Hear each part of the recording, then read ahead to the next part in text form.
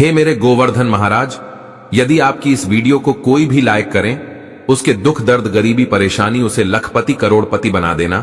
जय श्री कृष्णा। दोस्तों, आज मैं आप लोगों को गोवर्धन पूजा संबंधित संपूर्ण जानकारी बताऊंगा और इस वीडियो में बताऊंगा कि गोवर्धन पूजा के दिन हमें गौ माता को क्या खिलाने से हमारे घर में आकस्मिक धन की प्राप्ति होती है, तथा गोवर्धन पूजा संबंधी संपूर्ण जानकारी इस वीडियो में बताऊंगा। अपना कम से कम 8 से 10 मिनट का बहुमूल्य समय जरूर देना, फिर आपको समझ में आ जाएगा हमें जो है गोवर्धन पूजा क्यों करनी चाहिए और हमें गौ माता को इस दिन अंकुर क्यों खिलाना चाहिए। वीडियो को ध्यान से देखना। देखिए, गोवर्धन पूजा कार्तिक महीने की शुक्ल पक्ष की प्रतिपदा को अर्थात प्रथम दिन को मनाई जाती है। अन्नकूट को दिवाली के ठीक अगले दिन मनाते हैं, लेकिन इस साल परवा होने के कारण, अमावस्या होने के कारण गोवर्धन पूजा में एक दिन का गैप है। 2 नवंबर को मनाई जाएगी। चलिए जानते हैं गोवर्धन पूजा का शुभ मुहूर्त। पंचांग के अनुसार कार्तिक माह के शुक्ल पक्ष की प्रतिपदा तिथि की शुरुआत 1 नवंबर को शाम 6:16 से होगी। वहीं इसका समापन 2 नवंबर को रात 8:21 पर होगा। ऐसे में गोवर्धन पूजा का त्योहार 2 नवंबर को मनाया जाएगा। इस दिन पूजा करने का शुभ मुहूर्त इस प्रकार है। प्रातः काल मुहूर्त सुबह 6:34 से 8:46 तक। विजय मुहूर्त दोपहर 2:09 से लेकर 2:56 तक। संध्या काल मुहूर्त दोपहर 3:23 से 5:35 तक। गोधूली मुहूर्त शाम 6:05 से लेकर 6:30 तक। देखिए, गोवर्धन पूजा के दिन भगवान श्री कृष्ण गोवर्धन पर्वत और गायों की पूजा की जाती है। गोवर्धन पूजा में अन्नकूट का गोवर्धन पूजा में अन्नकूट का बहुत बड़ा महत्व है। अन्नकूट का भोग भी सामर्थ्य अनुसार जरूर लगाना चाहिए। कहीं कहीं लोग मूंग दाल और बाजरे को मिलाकर के खिचड़ी बनाते हैं, तो कहीं कहीं अन्नकूट में भगवान श्री कृष्ण को 56 भोग का प्रसाद भी लगाया जाता है। इस प्रक्रिया को अन्नकूट कहा जाता है। आइए जानते हैं गोवर्धन पूजा पर चढ़ाए जाने वाले अन्नकूट प्रसाद का 56 भोग के बारे में, अर्थात इसका क्या महत्व है। अगर आज की वीडियो आप मिस करते हैं तो फिर सारी जिंदगी आप इस प्रकार की जानकारी को पाने से वंचित रह जाएंगे। दोस्तों, जानकारी बताने से पहले अगर आपने अभी तक हमारे इस छाया जैन चैनल को सब्सक्राइब नहीं किया है तो सब्सक्राइब कर लें, जिससे कि आपको ऐसी ही ज्ञानवर्धक वीडियो मिलती रहे। दोस्तों, क्योंकि कोई भी आपको YouTube में इतने विस्तार से नहीं बताएगा जितना आज मैं आप लोगों को विस्तार से बताऊंगा। देखिए, आइए जानते हैं अन्नकूट, अर्थात नाम से ही स्पष्ट है। अन्नकूट जैसे इसके नाम से लगता है कि यह बहुत सारे अनाजों का मिश्रण होता है। तरह तरह के पकवानों से भगवान की पूजा की जाती है, तो इन प्रसादों को अलग अलग बांटने की बजाय इकट्ठा बांटा जाता है। इस मिश्रण का स्वाद निराला होता है। भगवान ने इस अन्नकूट के प्रसाद में कई सारी सब्जी को मिला करके देखिए। भगवान का इस प्रकार का जो प्रसाद है, इसमें कई प्रकार की सब्जी को मिलाकर के आप मिक्स कर सकते हैं, जैसे कड़ी है, चावल है, पूरी है, रोटी है, मूंग की खिचड़ी है, बाजार है, हलवा है। समर्थ के अनुसार जो भी आपसे बने, भगवान के प्रसाद में इस प्रकार की चीजों को मिला करके भगवान को भोग लगा सकते हैं। आइए जानते हैं अन्नकूट की कथा की शुरुआत। तो कुछ कथाओं में इस प्रसाद के बारे में कहा गया है कि जब भगवान कृष्ण ने देवराज इंद्र के घमंड को चूर करते हुए गोवर्धन पर्वत की पूजा की और इंद्र ने गुस्से में भारी बहुत ही ज्यादा वर्षा की, तब भगवान श्री कृष्ण ने समुचित वृंदावन वासियों को लेकर गोवर्धन पर्वत के नीचे आ गए थे और इसी पर्वत के नीचे लगातार 7 दिन बताए थे। इस दौरान सभी ने अपने साथ लाए हुए जो खाद्य सामग्री, जितने भी वहां के रहने वाले लोग थे, सभी ने खाद्य सामग्री लाए और अन्नों को मिला करके बांट करके आपस में खाया। इसका स्वाद इतना ज्यादा अद्भुत था कि इसे खाने के लिए स्वयं भगवान कृष्ण ललचा गए थे। बाद में वह अन्नकूट प्रसाद के रूप में गोवर्धन पर्वत को भोग लगा करके खाया जाने लगा। खुद भगवान कृष्ण ने इस प्रिय प्रसाद का हर वर्ष गोवर्धन पूजा करके भोग लगा करके अन्नकूट उत्सव मनाने की आज्ञा दी। आइए इस वीडियो में जानते हैं कि गोवर्धन पूजा किस प्रकार से की जाए। अब आप लोगों को अन्नकूट के बारे में जानकारी प्राप्त हो गई है। अब गोवर्धन पर्वत की किस प्रकार से पूजा की जाए, तो गोवर्धन पूजा करने के लिए आपको सबसे पहले घर के आंगन में गोबर से गोवर्धन का चित्र बनाएं। इसके बाद रोली चावल, खीर बताशे, जल, दूध, पान, केसर फूल और दीपक जलाकर के गोवर्धन भगवान की पूजा करें। कहा जाता है कि इस दिन विधि विधान से सच्चे दिल से गोवर्धन भगवान की पूजा करने से साल भर भगवान श्री कृष्णा की कृपा बनी रहती है। चलिए, इस वीडियो में मैं आप लोगों को गोवर्धन पर्वत से जुड़ी हुई संपूर्ण जानकारी बताऊंगा। इस वीडियो में मैं आप लोगों को बताऊंगा कि हम जो है गोवर्धन पर्वत की पूजा क्यों करते हैं। साथ ही साथ में गोवर्धन पूजा की जो कथा बताऊंगा, इस कथा को अगर कोई भी व्यक्ति सच्चे मन से सुनता है तो ऐसे व्यक्ति के जीवन में चल रही सभी प्रकार के कष्ट तत्काल समाप्त होते हैं। ऐसे व्यक्ति की सभी प्रकार की मनोकामनाएं की पूर्ति होती है, ऐसा माना जाता है। इस कथा को अगर सच्चे मन से सुने तो कोई भी आपकी मनोकामना हो, चाहे कितनी भी बड़ी मनोकामना हो, वह मनोकामना की पूर्ति हो जाती है। देखिए, भगवान श्री कृष्णा स्वयं नारायण का अवतार है, लेकिन क्या आप जानते हैं कि महाभारत काल में भगवान श्री कृष्ण ने किसे पूजनीय बताया है? गोकुल वृंदावन के लोगों को किसकी पूजा करने के लिए प्रेरित किया था? देवकी नंदन भगवान श्री कृष्ण ने गोकुल और वृंदावन के लोगों को गोवर्धन पर्वत की पूजा करने के लिए प्रेरित किया था। तभी से भक्तजन इस पर्वत की पूजा करते हैं। तो आज भी ऐसी मान्यता है कि मथुरा के पास में स्थिति जो गोवर्धन पर्वत है, इनकी पूजा करने से भक्तों की सभी मनोकामनाओं की पूर्ति होती है। यहां से कोई भी खाली नहीं लौटता। इसी वजह से यहां हमेशा ही भक्तों का देखना, जो गोवर्धन पर्वत है वहां पर काफी भीड़ लगी रहती है। तो आइए इस वीडियो में जानते हैं वास्तव में हम जो गोवर्धन पूजा किस प्रकार से घर में निर्मित करते हैं। सभी दर्शकों को जानकारी प्राप्त हो चुकी है। अब इनकी पूजा क्यों होती है, इनकी पूजा होने के पीछे क्या कारण है? तो गोवर्धन पर्वत की ऊंचाई आपने देखी होगी।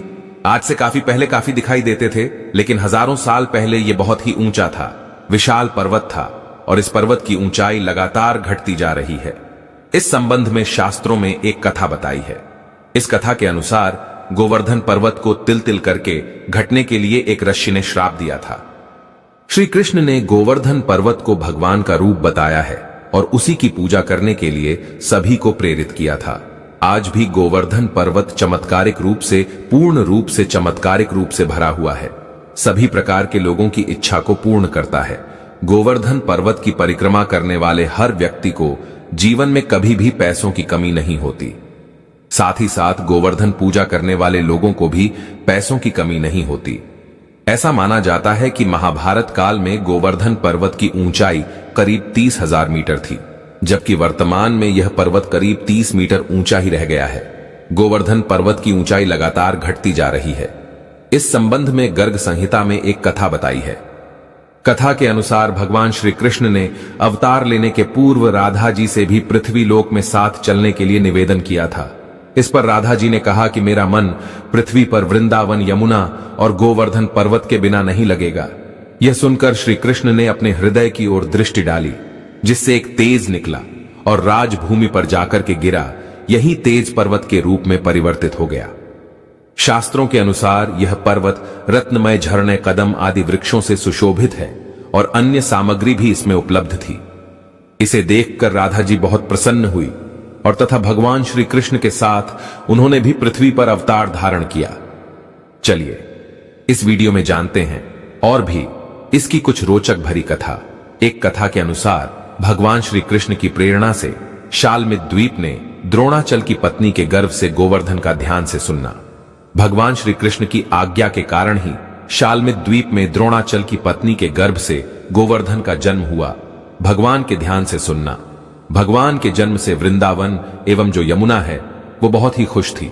गोवर्धन को भगवान का रूप ही जान करके सुमेर है, हिमालय है, जितने भी पर्वत है, ये सब ने गिरिराज बना करके जो गोवर्धन पर्वत है, इनकी पूजा की एक समय तीर्थ यात्रा करते हुए पुलस्त्य जी ऋषि गोवर्धन पर्वत के समीप पहुंचे। पर्वत की सुंदरता देख करके ऋषि मंत्र मुक्त हो गए तथा द्रोणाचल पर्वत से निवेदन किया कि मैं काशी में रहता हूं, आप अपने पुत्र गोवर्धन को मुझे दे दीजिए, मैं उसे काशी में स्थापित करके वहीं रहकर पूजा करूंगा। द्रोणाचल, देखिए सुनना, द्रोणाचल पुत्र वियोग से व्यतीत हुए, लेकिन गोवर्धन पर्वत ने कहा कि मैं आपके साथ में चलूंगा, किंतु मेरी एक शर्त है, आप मुझे जहां रख देंगे मैं वहीं स्थापित हो जाऊंगा। पुलात्स जी ने गोवर्धन पर्वत की यह बात मान ली। गोवर्धन पर्वत ने ऋषि से कहा कि मैं 2 योजन ऊंचा एवं 5 योजन चौड़ा हूं, आप मुझे काशी कैसे ले जाएंगे? तब पुलात्स जी ने कहा कि मैं अपने तपोवन से तुम्हें अपनी हथेली पर उठाकर ले जाऊंगा। तब गोवर्धन पर्वत ऋषि के साथ चलने के लिए सहमत हो गए। रास्ते में ब्रज आया। उसे देख करके गोवर्धन की पूर्व स्मृति जागृत हो गई। कैसे पूर्व स्मृति, वो भी मैं आप लोगों को बताऊंगा। और वह सोचने लगा कि भगवान श्री कृष्ण राधा जी के साथ यहां आकर के बाल्यकाल और किशोर कल की बहुत से लीलाएं करेंगे। यह सोचकर गोवर्धन पर्वत पुलास्य ऋषि के हाथों में और अधिक भार हो गया, जिससे ऋषि को विश्राम करने की आवश्यकता महसूस हुई। इसके बाद ऋषि ने गोवर्धन पर्वत को ब्रज में रख करके विश्राम करने लगे। ऋषि ये बात भूल गए कि उन्हें गोवर्धन पर्वत को कहीं रखना नहीं था। कुछ देर बाद ऋषि पर्वत को वापस उठने लगे, लेकिन गोवर्धन ने कहा कि ऋषिवर, अब मैं यहां से कहीं नहीं जा सकता। मैंने आपसे पहले ही आग्रह किया था कि आप मुझे जहां रख देंगे मैं वहीं स्थापित हो जाऊंगा। तब पुलात्स जी उसे ले जाने की हट करने लगे, लेकिन गोवर्धन वहां से नहीं हिले। तब ऋषि ने उसे श्राप दिया कि तुमने मेरे मनोरथ को पूर्ण नहीं होने दिया, अतः आज से प्रतिदिन तिल तिल कर तुम्हारा क्षरण होता जाएगा। फिर एक दिन तुम पूर्णता धरती में समाहित हो जाओगे। तभी से गोवर्धन पर्वत तिल तिल करके धरती में समा रहे हैं। इसका प्रमाण आपको कलयुग में आज भी दिख रहा है। भगवान श्री कृष्णा ने अपनी समस्त कलाओं के साथ द्वापर युग में इस पर्वत पर भक्तों को मुक्त करने वाली कई लीलाएं की थीं। इसी पर्वत पर को इंद्र का मान मर्दन करने के लिए उन्होंने अपनी सबसे छोटी उंगली पर 3 दिनों तक उठा करके रखा था। कई कथाओं में इसे 7 दिनों तक उठा करके रखा था, ऐसी जानकारी मिलती है। एक और इसकी कथा है, जो कथा रामायण काल से जुड़ी हुई है। यह अच्छी कथा है और इस कथा को सुनने मात्र से व्यक्ति की गरीबी मिटती है, व्यक्ति की मनोकामना की पूर्ति होती है। पौराणिक धर्म शास्त्रों की माने तो जब त्रेता युग में भगवान विष्णु ने राम के रूप में अवतार लिया था और वनवास के दौरान उनकी पत्नी अर्थात माता सीता जी को लंकापति रावण ने छल करके अपहरण करके लंका में ले गया था, तो उस दौरान भगवान श्री राम ने लंका पहुंचने के लिए वानरों की विशाल सेवा के साथ समुद्र पर राम सेतु का निर्माण करा रहे थे। ध्यान से सुनना, कहा जाता है कि इस समय समुद्र में राम सेतु का निर्माण के लिए बहुत अधिक पत्थर और पेड़ पौधों की लकड़ी की आवश्यकता थी। कहा जाता है कि राम भक्त हनुमान जी ने इन्हीं पत्थरों के संग्रह के लिए हिमालय की ओर गए थे और वहां पहुंचकर हनुमान जी ने एक विशाल पर्वत को अपने हाथों में उठा लिया था। तब उसे लेकर हनुमान जी समुद्र की ओर उड़ चले। इस दौरान हनुमान जी को रास्ते में पता चला कि राम सेतु का निर्माण पूरा हो गया है और हनुमान जी इस दुविधा में पड़ गए कि अब क्या किया जाए, इस पत्थर का क्या किया जाए, इस पर्वत का क्या किया जाए। तब उन्होंने उस विशाल पर्वत को वहीं जमीन पर स्थापित कर दिया। कहा जाता है कि हनुमान जी के द्वारा जमीन पर रखा गया विशाल पर्वत कोई और नहीं बल्कि गिरिराज अर्थात गोवर्धन पर्वत था, जिसे बाद में गोवर्धन पर्वत के नाम से जाना जाने लगा। जिसके बाद गोवर्धन पर्वत बहुत निराश हुए और उन्होंने हनुमान जी महाराज से आग्रह किया, अपना दुख सुनाया। ध्यान से सुनना, तो गोवर्धन पर्वत ने कहा कि हे भक्त शिरोमणि हनुमान जी, महाराज मैं प्रभु श्री राम के ही ना काम आया और ना ही अपने स्थान से जुड़ सका। जी हां, ना मैं प्रभु राम के काम आया क्योंकि समुद्र जो है बन चुका है, और ना मैं अपने स्थान से जुड़ा रह सका, अर्थात मैं अपने माता पिता से विलग्न हो गया। और जो है इस प्रकार से प्रार्थना करते हुए गोवर्धन पर्वत निराश हो गए। निराश देख करके हनुमान जी महाराज को बहुत ही दया आई, क्योंकि हनुमान जी महाराज बहुत ही दयालु थे। तब भक्त शिरोमणि हनुमान जी ने गिरिराज अर्थात गोवर्धन पर्वत को आश्वासन दिया कि द्वापर युग में जब मेरे प्रभु श्री राम श्री कृष्णा के रूप में आएंगे, तब उस दौरान वह आपके आसपास ही अपनी बाल लीला करेंगे और आपको अपनी उंगली से उठा करके देव तत्व रूप में प्रतिष्ठित करेंगे, जिसके बाद सभी लोग आपकी हमेशा हमेशा के लिए पूजा अर्चना करते रहेंगे। कहा जाता है कि हनुमान जी के द्वारा की गई भविष्यवाणी को सिद्ध करने के लिए भगवान श्री कृष्णा जी ने इंद्र के क्रोध से लोगों को बचाने हेतु गोवर्धन पर्वत को अपनी उंगली पर धारण किया था। आप सभी दर्शकों को जरूर पता होगा, जो गोवर्धन पर्वत है इसे भगवान विष्णु जी का स्वरूप भी कहा जाता है, क्योंकि इंद्र ने वज्र के प्रभाव से कई बार गोवर्धन पर्वत को तोड़ने का प्रयास किया। देखिए, अगर कोई साधारण पर्वत होता तो वज्र के प्रभाव से वह टूट जाता, लेकिन गोवर्धन पर्वत भगवान का ही अंश था।